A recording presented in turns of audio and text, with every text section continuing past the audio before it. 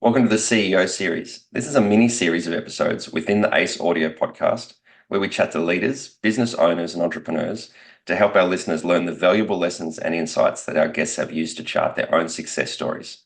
Enjoy. Welcome to this episode. Shaun Brewster, joined today by Davey, colleague and friend, long-term colleague. We've worked together in a number of different capacities over the years and through associations and in the professional space. And I would have to say is one of the most collaborative and open leaders I've known. She's down to earth. There's no ego, open to ideas, willing to work with others, and is always dedicated to getting progress achieved and an end result achieved. So Anne has been a great colleague of mine for many years now, and I'm pleased to have her on the show today to have a chat about her role that she has been working in now for a number of years with Massage and Myotherapy Australia. She's the CEO of the organisation, and I'm grateful to have her here today. Thanks, Anne, for joining us. Well, thank you. That's quite a blurb. All true. Thank you. All very true. And for those people who don't know you, I'd love for you to just give everybody a quick introduction to how you came into this role. What's your trajectory, career, history sort of looked like to get you to this point in time? Yeah, sure. Look, I kind of have a checkered past, I suppose. I left high school at 17 and went to work for Melbourne University. And I was there for about 20 years, during which time I studied part-time and got a Bachelor of Commerce with a two majors and a minor, not that that's important. And then left there to have a family. And whilst over the following 10 years, I taught people how to use Microsoft Word products. I worked in childcare. My husband and I ran a printing business. Well, we imported 5-color digital printing presses and sold them, and peripherals and the like. And then my children got older and I thought, I need to get back into the workforce. So that's when I came and worked, which was AAMT, and I became the association manager, and I was here for about 10 years. And then my predecessor retired and I applied for the CEO's role, and here I am, and was fortunate enough to take over in April 2020 at the start of COVID. So Brilliant timing that was, isn't it? Yeah, but it was actually good timing because it led to collaboration, which was great because the 5 associations worked together to stay on top of all the directions. But I also got to know a lot of people that way and all over the world, because people were just getting in touch to see, and I was reaching out as well just to see how people were coping all over the world with COVID in our space, not in this industry. And it was the same everywhere. Everyone was confused. Nobody knew what to do. And those collaborations have continued, and I continue to speak to people all over the world. So, yeah. But I should also mention that in August last year, I nominated and was elected as a director of the Council of Small Business Organisations Australia, which is a fantastic association, I have to say. But they do a lot of work for small business, and our respective members are sole traders and small businesses. So it's good to have a voice there as well. It's fantastic. It's interesting, isn't it, when this whole mini series of episodes is about speaking to leaders and organisation management type people who have worked their way into that role over time, and how they've done it, and some of the skills that they've developed along the way. Just interesting hearing about your story, how it started in one thing and went in a completely different direction, and then another direction and another direction, and ended up in where you are now. All of those things that you did, it makes it sound like you must be 120 years old to have fit all that into there, which I know you're not. I look? But you pack a lot into a career to get to the point where you end up, don't you? Like you've done a lot at this point. Yeah, absolutely. And I think for me, I always think of myself as a late bloomer, because I'm not going to say how old I am, but there are people at my level that are a decade younger than me. And I had a family. We've got 4 children, so there's 10 years out of your life, basically, even though I always worked. And I think, I'm not going to go down the path of equality and having to work harder because I'm a female, but it is what it is. But I'm fortunate now that I do have this role and I really value it. I think I'm not a therapist. I'm not, I've always when I worked at Melbourne University, I worked in different departments of the Faculty of Medicine, Dentistry and Health Sciences. So I have a really good understanding of higher education, vet sector, research, science, medicine. And so coming into this role, I can just see that massage just has such an important part to play in the health sector, in preventative health, in public health. And, it probably won't happen in my time here, but I'm just going to keep chipping away at the block and hopefully our voices will be heard. The work that I did with you and your predecessor when you were in your previous role as association manager, I always remember you were like the voice of reason a lot of the time in different conversations. You're great to work with then. That hasn't changed. Talking about or thinking now about different qualities that leaders have, whether it be in business and private practice or whatever it is, what do you think are some of the key leadership qualities that are important for leaders to have? And maybe some of the ones you had to work at and some of the ones that you maybe found came to you more naturally? The big question. I think I'm naturally a motherly person, which can be good and cannot be.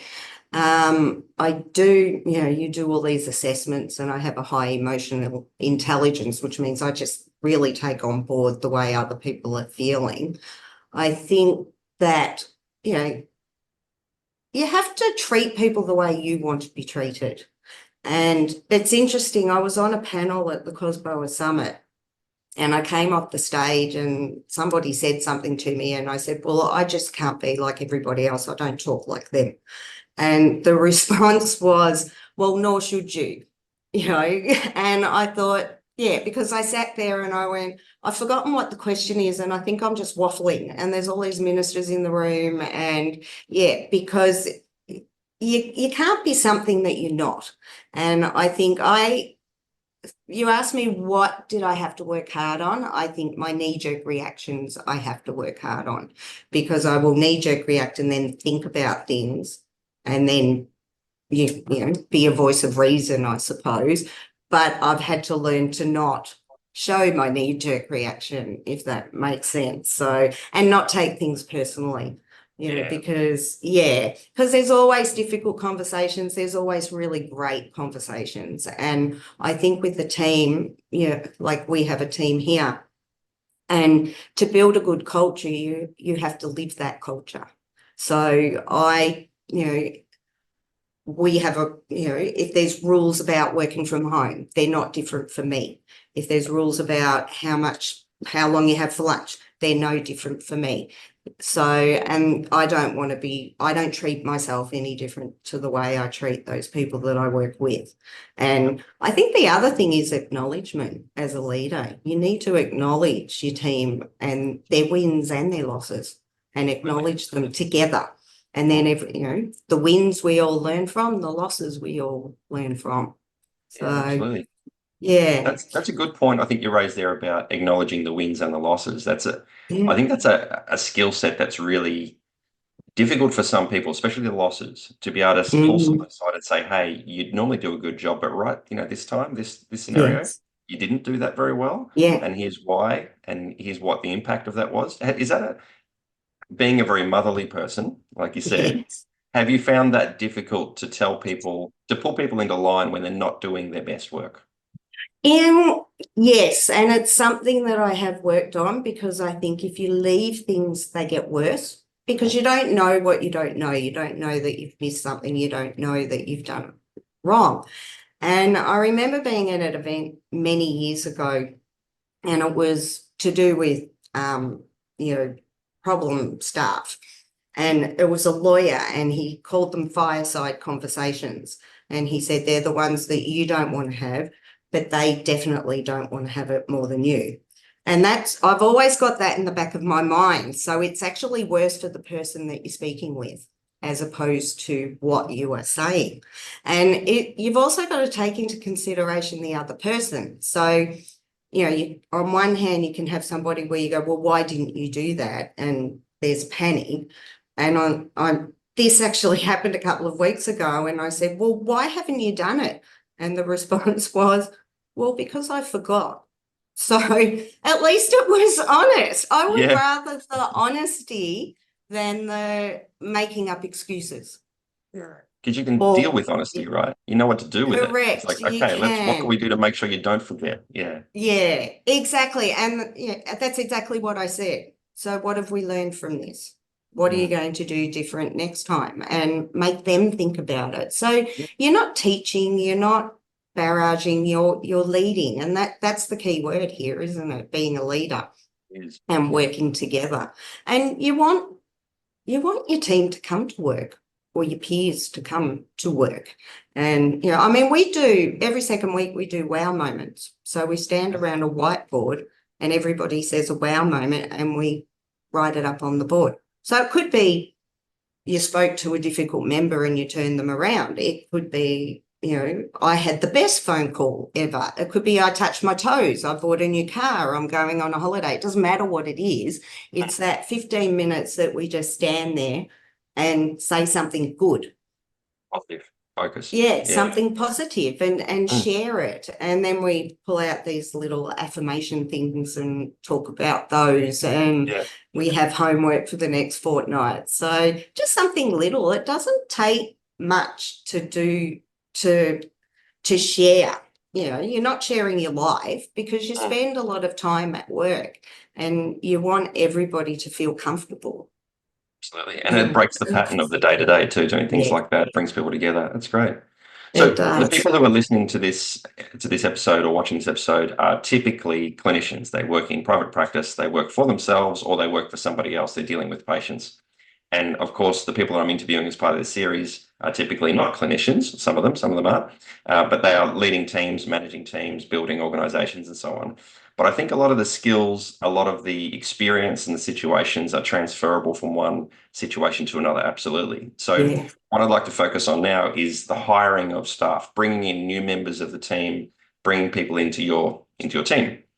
yeah. Regardless of where you are working or what you've been working in a lot of different industries now, what are some of the key things that you look for when you look for a new team member? Obviously, there can be job specific things, but are Mhm. there the more intangibles that aren't related to the role that you might be looking for? Yeah.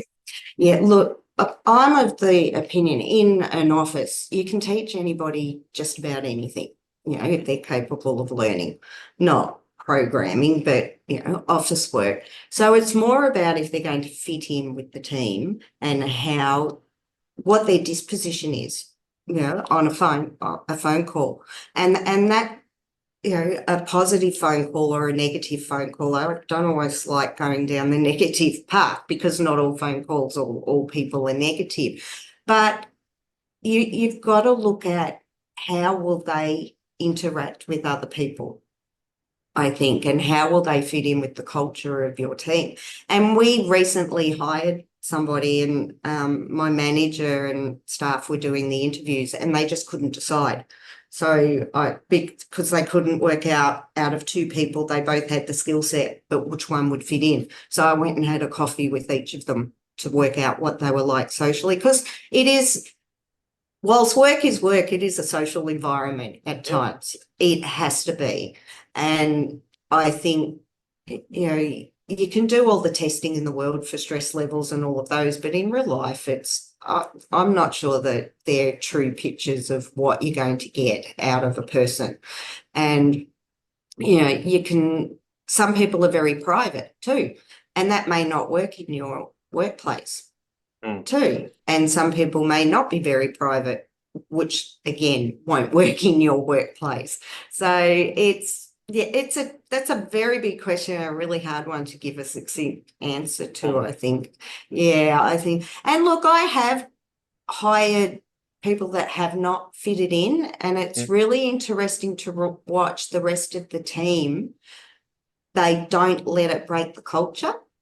Okay. Yeah, which is really interesting because you can try and build a culture and, let's face it, it does come from the top down generally, but the people on your ship, so to speak, have to live it and breathe it as well. And we have had a couple of team members that haven't fitted in, and it's almost like they're trying to break that culture, but it just doesn't happen.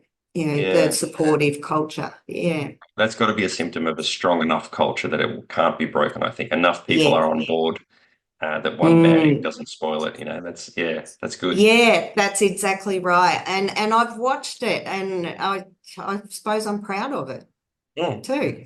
Proud Absolutely. that they're like So you that. should be. Yeah. Mother hen, well done. Yeah. I once got told that I wouldn't make a good leader because I was too motherly. And Wow. I just thought, the question was, well, what if the Prime Minister rings you up and wants to talk to you? And I just said, well, he puts his pants on one leg at a time, the same as I do. Yeah, that's right. Everybody's a person, Yep. and if not that the Prime Minister would ever want to speak to me, but if the Prime Minister did want to speak to me, I've got the knowledge that he wants.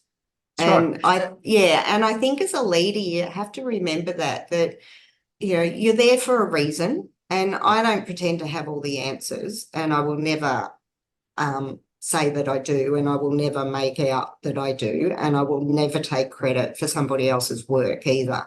So if I'm in a board meeting and the board say, great job, and I go, yeah, it wasn't me, it was the team. So, and I think that so long as you're transparency is a big thing too, and not hiding anything. Absolutely. I mean, as a leader, you do a lot that your team don't know about because they just don't need to, not that you're hiding it. And I was presenting at a conference once, and a couple of my team members were there. And at the end of it, one of them said to me, that was so good. It makes me realize you have a whole nother world that we don't know about. It doesn't matter what it was about, but again, that's also a sign of a good leader, because you're doing your job and you're allowing your staff to do your job. And one of the other questions that or statements I make in an interview is that we will teach you the job because there's fundamentals of the role, but we will empower you to own it and make it your own. And then they feel so proud if they think of a better way to do something or create an efficiency, and they own that. And and it gives them pride to come to work. That's fantastic. That's interesting, that point you make about, as a leader, a lot of the time the team and the broader community around you don't necessarily see or know all the things you're doing. And for the most part, so that could be a little bit off-putting for some of the team members, going, oh, she doesn't do anything. She just seems to come in here and we have these meetings and she leaves again, or she goes, and that's just part of the role. Is like there's a lot that goes on that they don't see. And I heard this analogy once that I thought was really clever, which is like a good leader is like the conductor of an orchestra.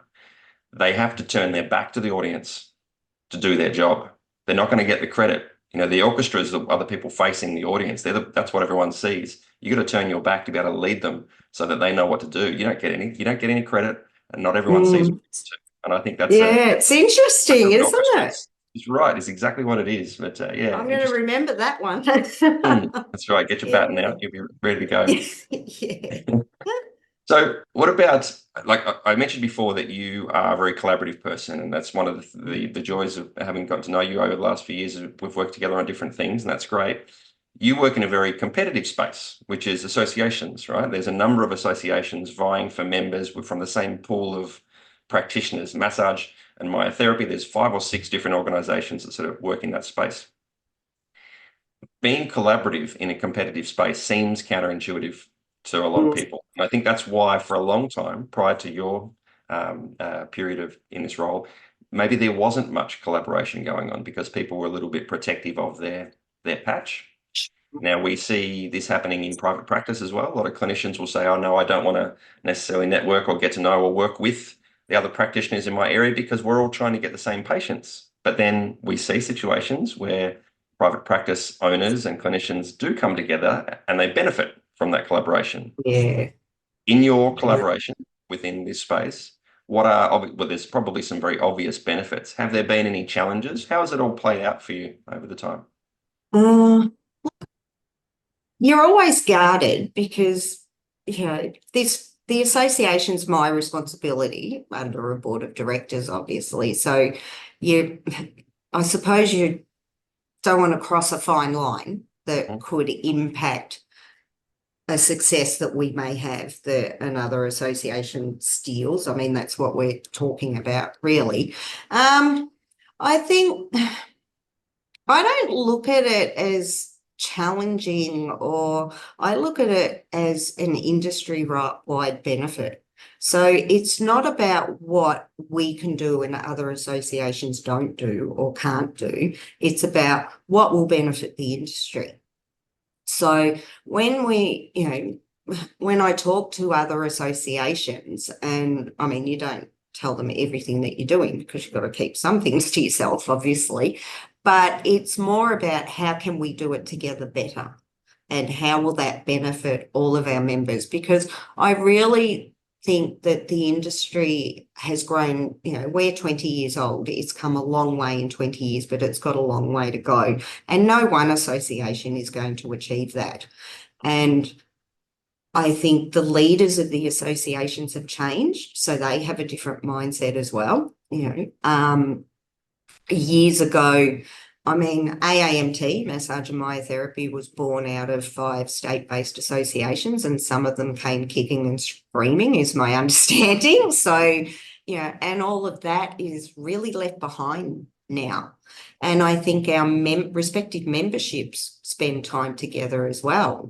Some of our members go to other association events. Some members of other associations come to our events. We bring our members together in members meetings quite regularly so that they can get to know each other. I mean, it must be pretty lonely being a sole trader. And if you are a sole trader, if you have a clinic at home or you rent a room or whatever, and you only see your clients.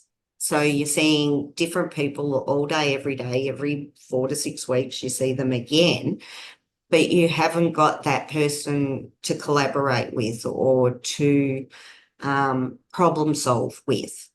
And I think that I'm a big believer that a problem shared, is a problem solved, but also it's good for your mental health. But that's actually not your question. Your question was, how do I go about collaborating with other associations, wasn't it? And yeah, yeah, yeah. Yeah, and the challenges. And I think that the 5 associations that we work together, I think we're all on the same page. And, you have to develop that trust too. Yeah. Yeah, trust is a big word when you don't really know other people very well. But you're right, I do collaborate a lot, and I collaborate with people all over the world too. So, and I think you've just got to share those connections, and people come to you. People will see that that's the sort of work that you do. So, and I think there's enough therapists out there for all of the associations. Just like there's enough patients for all the clinics, it's the same story, isn't it?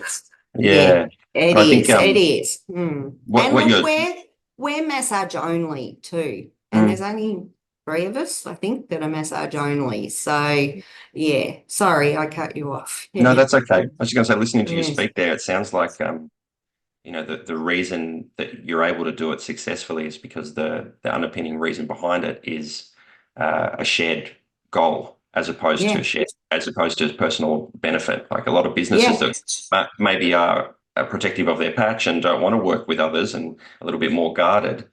They're afraid of losing what they have as opposed to gaining something that they don't have.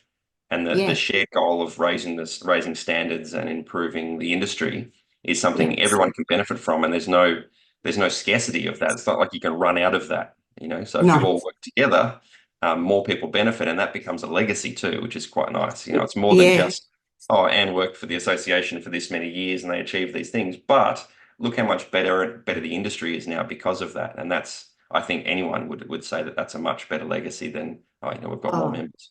And look, there is so much that we can all do together, from advocacy and lobbying to building research capacity to the vet skills reviews. There's just so much that this industry involved in this industry. But I think like getting back to COSBOA, COSBOA is their advocacy work is just magnificent, and they've opened doors for Massage and Myotherapy Australia over skilled migration visas. I got a meeting with the Department of Home Affairs. I probably wouldn't have got that if I hadn't gone through COSBOA. So I think, there's a collaboration that can benefit all associations. Like it's hard work being a director and a CEO, but it's well worthwhile because it is for the bigger industry. And health is, we all know the stats. 1 in 4 people live in chronic pain. It's an aging population. We need to get massage in there into preventative health so that, and into public health. And look, it's baby steps, but, 3 baby steps forward, 2 back, but we're getting there. The home care package, that's a massive leap forward. But then you have the decriminalisation of sex work, which is a massive leap back. So because they can advertise them, they can use the word massage, but we can't change the word massage. It's like there's all sorts of ways you can work. And I think that when I speak to members and they always say, well, what are you doing about this? And what are you doing about that? And why are you working with the other associations? And why don't you do this? And, the big one is the massage shops. And I just say, well, what are you doing about it? Do you tell your clients that you think that maybe those people are not qualified? And then they'll go home and they'll tell their friends and their peers. So we're educating the public one person at a time. And I think that that's what it's going to take. No association has an endless pit of money to put ads on TV and educate the public and GPs and other allied health providers. So you work within your means. And I think our 5 associations are very fortunate in that we do have infrastructures that we can support each other and work together. And we can do these things together and you can achieve so much more. And on a submission, 2 signatures, 3 signatures, 4 signatures is so much better than 1. Absolutely. Yeah. 100%. It's so true, isn't it? Like no one achieves anything great by themselves. No. It's you multiply out, you have 1 + 1 = 3 or 2 + 3 = 27 sometimes, depending on who's involved. And so that's great. Let's go change direction for a second. Now, you've got a very busy professional life, CEO of an organisation, director of another organisation. You've got lots of things going on. I hear that you and your husband even have run businesses in the background while all this is going on. How do you switch then? CEO, director, manager, mother hen, and into personal life, dealing with family and just all the people that don't care about that other stuff in your life. Is that a challenge to go from one to the other? It is, but I think I love it. We're also on a local committee and we run a repair cafe. So once a month we're changing people's minds one person at a time. And at the group that we work with locally, we've saved over 900 kilos, I think, of landfill by teaching people how to repair their clothes, their clocks, their bikes, whatever. So I think that's sort of a downtime. Like some months it's a Sunday morning and I go, oh, why do I do this? But then you get there and you meet people and you talk to people. I'm a real talker, obviously. I think that there's a lot of, obviously I love this stuff. There's a lot of research of the gap between home and work, and that's where you switch. So I think that when you've got a job like this, it's hard to switch off. But what I have forced myself to do is when I stop, I stop. So if it's 5 o'clock, 6 o'clock, 7 o'clock, 10 o'clock, whatever, I shut my laptop and that's it.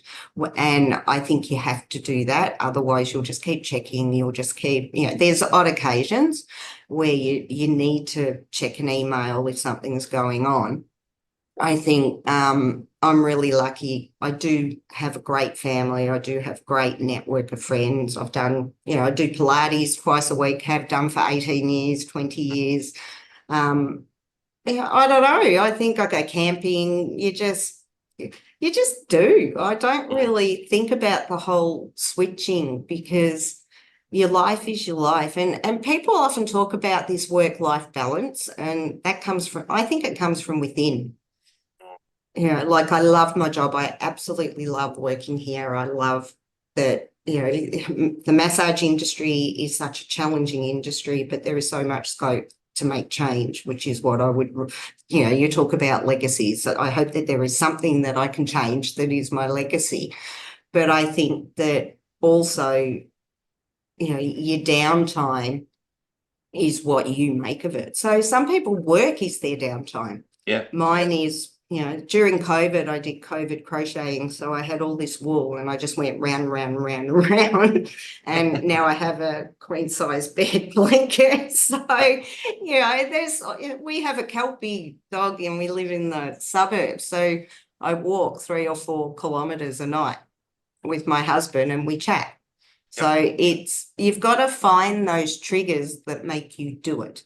So if we didn't walk the dog, we'd probably cook dinner and sit in front of the TV and fall asleep on the couch very early. But because you're walking and you're talking, So the routines, the rituals that sort of make those things happen.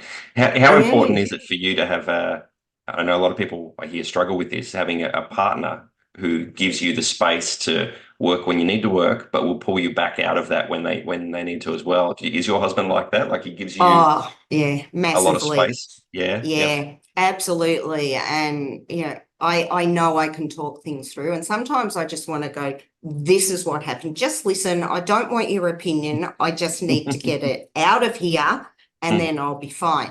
And other times it'll be, what do you think I should do? Or this is what I'm thinking, or this is what I said. And it'd be, well, maybe next time you might have said it like this, which we're quite similar with that. As far as, you look after each other too. Like my husband's very good. I've had a cold this week and I had to go to an event I went to an event last night for Chief Executive Women. So it was a fundraiser. And he said, you've got a cold, you shouldn't go. And I said, well, yes, but I want to go. So it's that you really need those around you. And look, when I took this role, I still had one child in school and one in uni. And when I was offered the role, I said, this is what it's going to be. So things will change and you need to help. I can't do what I was doing before. And I think you've got to, again, transparency, you have to lay it out there because nobody's going to know that you're struggling unless you say so. But as leaders, I'm sure other leaders, male or female, you go until you can't go anymore and then you drop and you reassess and you regenerate. You get a cold or whatever, and then you go. And that could be a week, it could be a month, it could be 5 years. And there is a pattern there, I think. But it's also, you have to push yourself to take holidays too. There's always something preventing you from taking holidays or just taking. Yeah, exactly. So that whole adage of self-care is important. Interesting. Okay. Let's explore that for a second. So one of the things I was in another one of these conversations just recently was talking to another leader and we were saying how important stress tolerance is for a leader. And I think that's one of a skill set in itself to be able to withstand the stress of many, many moving parts of an organization, an endless to-do list, an endless list of fires to put out, be it people or problem-based fires. There's always something going on as a leader. It never really ever stops. Do you have any strategies, rituals, activities, things that you do personally for yourself to manage the go, stop moment? Stop. Not going off that cliff. How do you stop yourself getting there? Well, one is I never call it stressful. I say they're challenges. Nice. Different framework. Yep. Yep. I just think the connotation to stress to me makes it sound like you're sick. I don't know. Yeah, you're unwell. For me, in my mind. Oh, that makes sense. So when I feel overwhelmed, and then what I do is I sit and I work out and I have lists. I'm a big list person. So I'll look at my list and go, okay, and if I am having a challenging day, I just go, what do I need to do today? And then I have that list of 3 or 4 things that just have to be done and I get them done. And if I get more done, good. If I don't, doesn't matter. I mean, you have your challenge. I think the biggest challenge as a leader is that everybody wants to talk to you when you are there. So your office door is a revolving door, and I'm not good at shutting my door.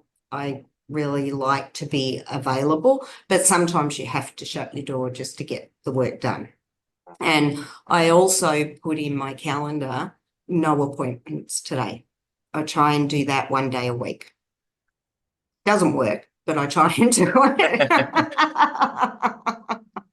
But and that helps a lot, because then you've got that day where you can catch up and be on top of things. And but you never, like you said, you're never going to be on top of it either, because there is always somebody that needs something. There is always something outstanding. And I think as a leader, it's not like we just make widgets and they're done.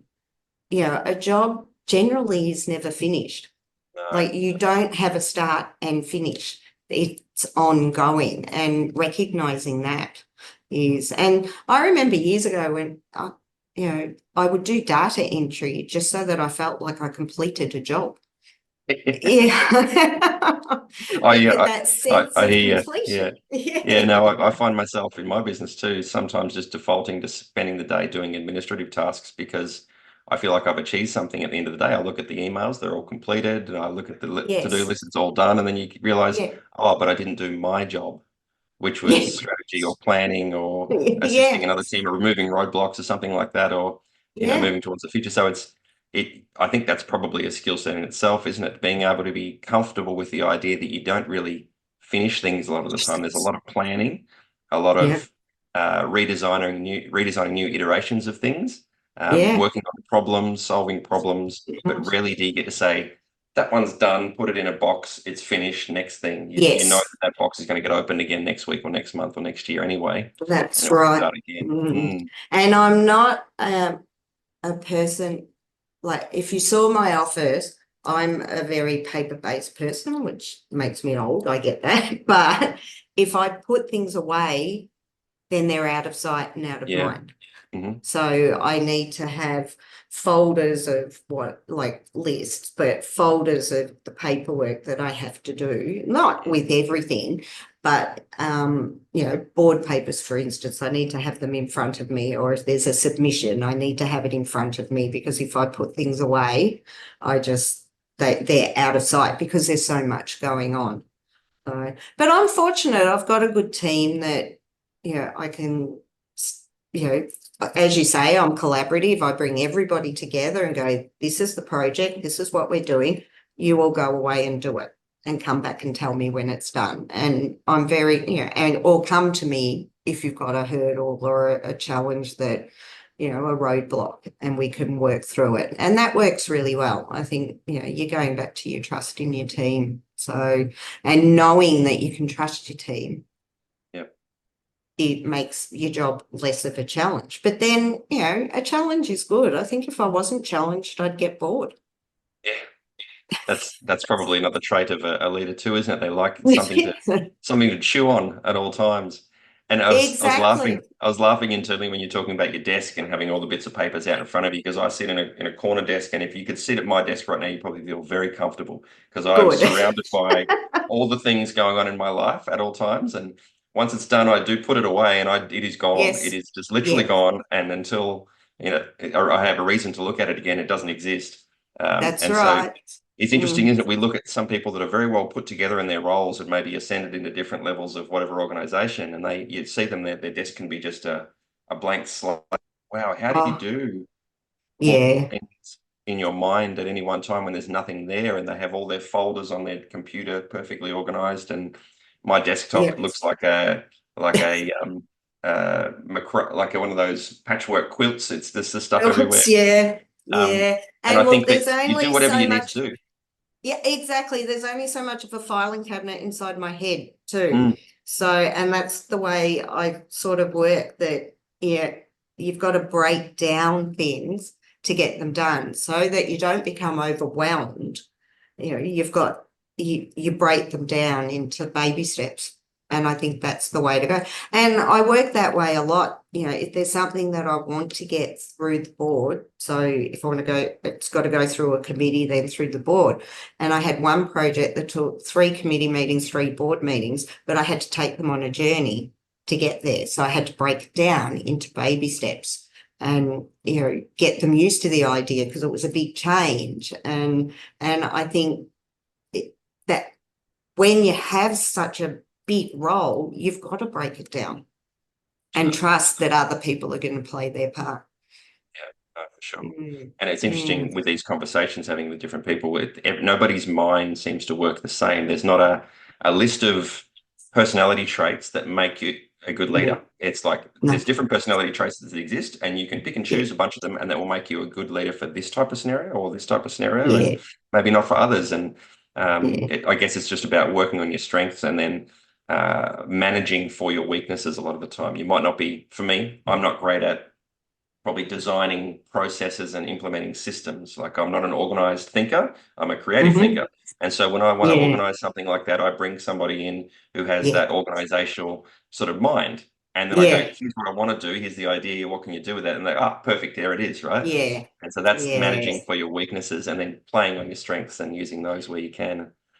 Absolutely. And I think, as a leader, you've come up to be a leader, but you want the people behind you to come up as leaders too. And I quite often, you do annual appraisals with your teams, and the young ones, I always ask them, what do you want for your future? There's no corporate ladder to climb in an association. It's a good skill base, and you can learn a lot and you can progress, but there's no real corporate ladder. So we can help you. What do you want to learn that will benefit us, that will benefit you later in life? I mean, they're in their 20s. You don't want them working here in their 40s. You want them to learn and grow and become a leader somewhere else.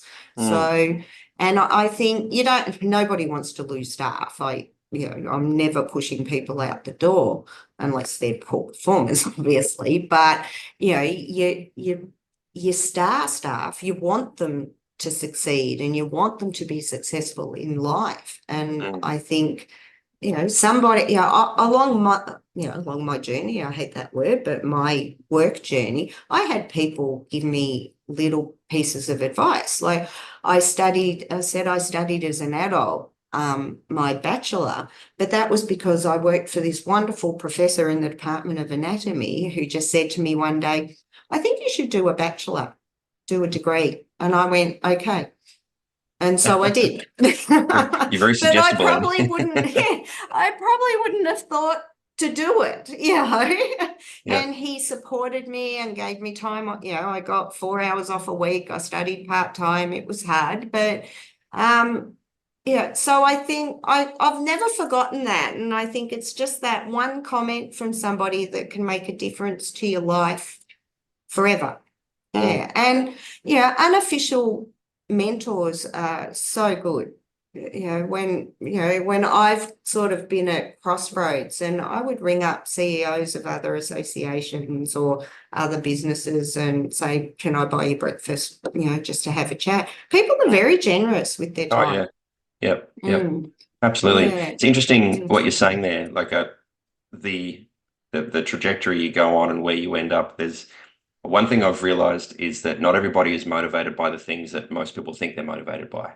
As an employer, if you've got imagine a clinic owner who's got a team of staff, or maybe 2 or 3 staff, whatever it might be. And you're right, some of them are quite young and then they're probably going to hang around for a while, but at a certain point, a lot of them will want to do something else, or the grass will be green on the other side of the fence and they'll want to jump that fence. I think a good leader is very good at identifying each individual's motivations, internal motivations, and it's not always money. And it's not always about ascending a ladder up the ranks within the organization. Some people are motivated by being able to explore their creative side in their role. Or maybe they just really love communicating, working with people. And so don't move them into a management job because they want to stay working with the patients, for example. Yes. There's 1,000 different things. And so a good leader takes the time, like you're suggesting, is like, what can we help you with along the way? Because the longer you're happy, the longer you'll stay, the longer I'm happy, everyone's happy. That's sort of Yeah, the story, isn't it? Rather yeah, than, can I just figure out a way to pay you more money, or could I give you a yeah. promotion of some sort? It's not what everybody's after. No, Mm, no. And not all people are good leaders either.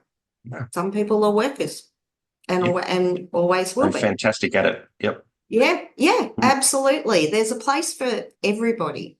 mm, They've just got to find it. And mm, I mean, I've had that with my children where they've got promotions and it's not what they wanted to do.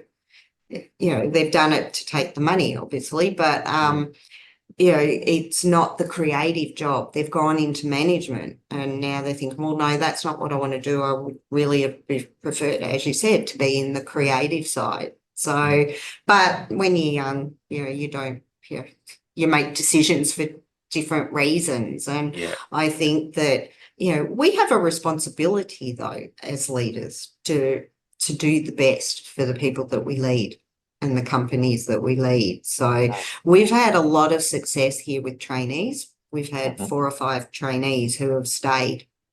And part of your contract when you take on a trainee is as they go through their units of competency, you have to give them work to match that unit of competency. Mm, And I've kept that in mind with all staff that as they grow and learn, you've got to keep them challenged as well and interested and not mm, bored. Otherwise, you will lose them. And again, it's empowering them to take control of it and asking them. You can't just think that you know what they want. no. What do you want? Yeah. Do you want help? Or are you happy just working? Yeah. So Yeah. Never it's should. that whole communication piece, isn't it? It is. It is. Yeah. One last question for you. This is Sure. possibly a hard one. Maybe it'll come to you straight away. I don't know. But if we were to wind back the clock to early days, your journey, right? Now, let's go way back, even before your current role, before your work in associations in health and all that stuff, right back to the very Yeah. beginning. Give yourself some advice. The you now giving advice to the you back then. To the me back then, don't doubt Mm. yourself. Don't doubt yourself. Okay. Always have confidence in yourself. Okay. Was Mm. that a challenge early on? No, it was a challenge further on. Oh, okay. Later Yeah, in the story. later Okay. in the piece. Yeah, Yeah, yeah, right. yeah, because the further up, it sounds terrible, the further up the ranks you are, the different types of people you're around. Mhm. So there's always that voice that goes, oh, I'm not in their league, or they know more than me, or they're better at doing presentations than me. But it's just that they're not you. That's the point. You are you, and they do what they do their way, and you do what you do your way. And I Yep. think it's the other piece of advice I would give myself would be don't be afraid to say you don't know. Yep. Yeah. Okay. Yep. So Mm, bit of humility. mm, Yep. yeah. Yeah. Isn't that interesting? Be, Two opposing things there. Be humble, yeah. but be Yeah. brave. Yeah. Yep. Mm, yeah. Because I think that you can pretend for so long too. Like Mhm. you can't live under a pretense all the time that you're good at everything or that you know everything or that you have all the answers because I don't know anyone that has every single answer to every single problem or whatever. And it must be terribly tiring to think that you are, that you do. So it's that, yeah, we're coming back to transparency and being yourself, I think. That's Yeah, great. The two things you mentioned there, one is don't pretend you know everything, and the other thing is do it anyway. yeah, Yeah, that's yeah. yeah. You can Yeah. see how my mind works, can't Yeah. you? Oh, look, no, I'm 100% on board. And look, I'm going to share something with you that I mentioned in a previous one of these episodes with another CEO, which I thought was really interesting. There was a study done on the three most common traits in really high level leaders, like people that have run big organizations, very successful people. Three personality traits, and I think you'll identify with a couple of these. One is they call it a superiority complex, but that's not what it is. It's like you feel like you're born for more, like you could do more with what you've got. So that's that Mhm. internal belief. Like, I can do anything I set my mind to. That's one thing. The other side of that is a crushing insecurity where you feel like you're not good enough and people are looking at you like you don't know what you're doing. Both of those Mm. two things are kind of the opposite, but they are absolutely parts of a strong part of anyone who's hyper successful. The third one was the ability to delay gratification, the ability to Oh, just keep doing something without any sign of a positive outcome for the longest time. oh, wow. Those three traits, and I Those, think mm, I've seen bits of all of that in you in this yeah, you conversation. have. Like just keep chipping away at it, see how it goes. Goes. Just head down, bum up, off you go. All of those things. It's interesting, and it doesn't matter who you talk to in leadership roles. I think you see all of that. The bit you probably don't see because we don't show it very well is the insecurity bit, where Yeah, you wonder whether people are thinking or talking about you behind your back and saying things like, "Oh, they don't actually know what they're doing, and they're not up for the task." But I think without that, your ego gets out of control. It's what keeps us under control. Is that yeah. lack of total confidence, a little bit of oh, maybe I could be doing better. It makes you accountable to yourself as It well, does, isn't it? if you Yeah. have that. Yeah, I agree. And yeah, I mean, for any leader, it's hard. Yeah. It's a hard job. It Mm. is, but like I said, it's a challenge. Would you have it But any other they're way? good challenges. Yeah. Mm, that's right. So, And this has been uh, brilliant. Thank you so much for sharing your story and the challenges and triumphs along the way. I think, regardless of the space that you work in professionally, I think we can all learn from people like yourself and how you've tackled what you've done. And it's been a pleasure talking to you. Thank you very much. oh, thanks for having me.